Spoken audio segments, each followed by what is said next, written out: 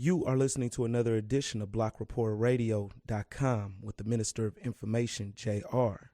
Today I will be talking with former Black Panther political prisoner Mumia Abu Jamal about the recent developments in his case, his thoughts on the movement to free Troy Anthony Davis after he was lynched by the state, and the Pelican Bay-led hunger strike. Hey, what's going on, Moo? What's going on, Black man? Man, I'm good. First, I got to say happy birthday to the Black Panther Party, 45th anniversary.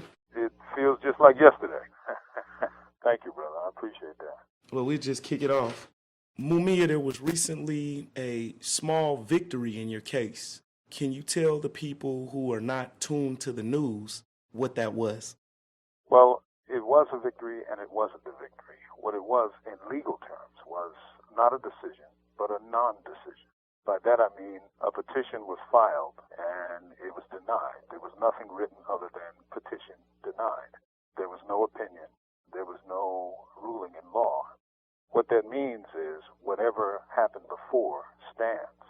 So the decision of a federal court way back in 2001 still stands. That's what it really means legally. So, of course, you get your victories where you can, but, there are victories and there are victories.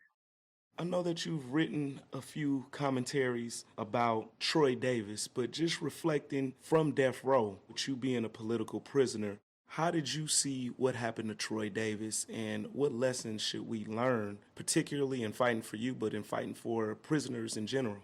Well, that you have to go the extra mile. And I think, and this is not a criticism, it's more an observation, that most of the people who were Troy Davis supporters were relatively new to the anti-death penalty movement. They were very young, they were college students and what have you.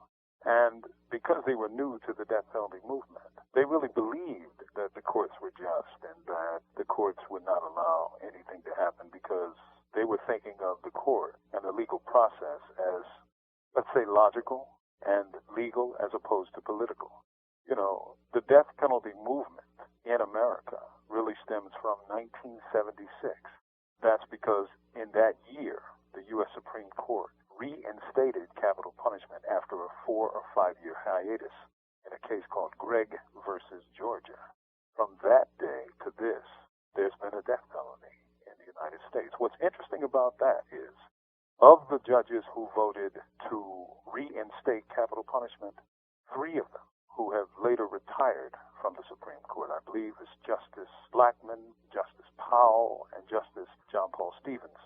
After they got off the court, they changed their minds. In interviews, they said that that was one mistake that they made early in their careers. If they could have voted again, they would have voted to outlaw and make unconstitutional the death penalty. Now, if they had done that back in 1976, then a majority of the Supreme Court, that means 5 justices, would have declared the death penalty unconstitutional, and it would not exist in American law.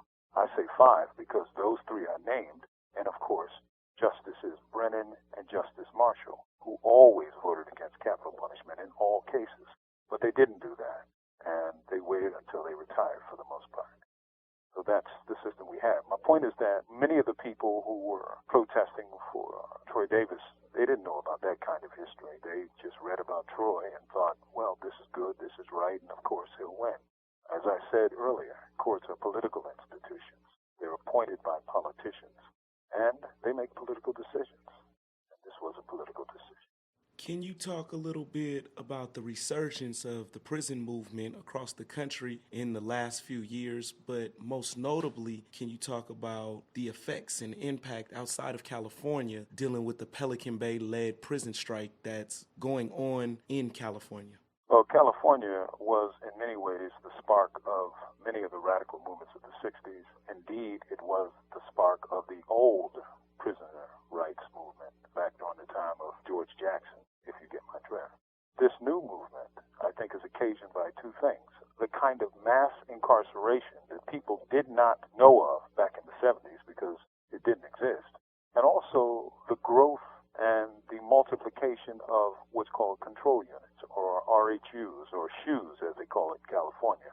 Lockdown units, where thousands and thousands of people are locked down for years and years and even decades.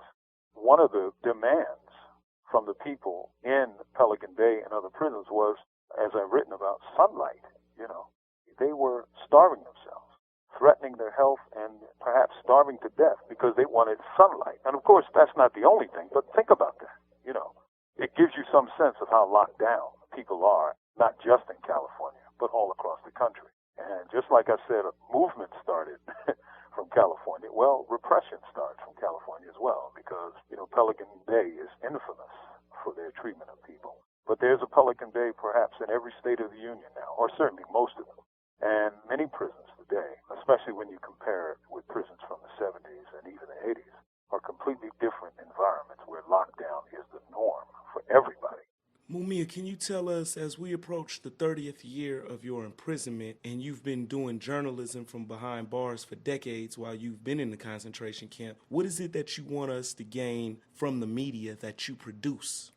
I hope that my work has opened some eyes. You never really know. You get letters from people and they'll tell you that, but most people, don't communicate that way. But just to give some insight into the nature of prisons, to be sure, death row, to be sure, but also this society. You have 60 seconds remaining. As you know, I talk about the whole world, not just the prison world. And, I hope I've spoken truth about the situations that we're facing. No doubt, man. Well, thank you for your time. Okay, brother. On the move. On the move, free them all power to the people.